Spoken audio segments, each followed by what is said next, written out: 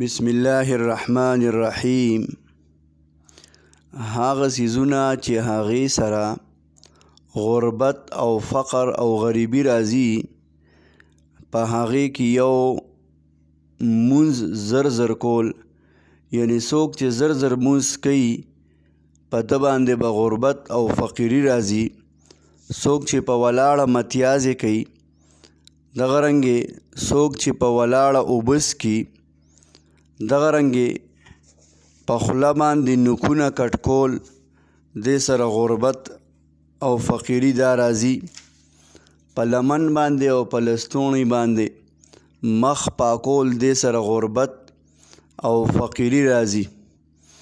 دغه رنګې بعضې اعمال او بعضې څیزونه داسې دي، بعضې کارونه داسې دي چې د هغې کولو سره الله راحت او سکون راولي. هغې کې یو د 5 وخته نماز پابندي کول. څوک چې د 5 وخته مونځ پابندي کوي، الله به پې خوشحالي او راحت او سکون راولي. د قرآن تلاوت کول، د خدای په نعمتونو باندې شکر ادا کول او د خپلو ګناهونو معافي غوښتل او تمامو رشته دارانو سره ښه سلوک کول او سوره یاسین او سورة واقعه لوستل.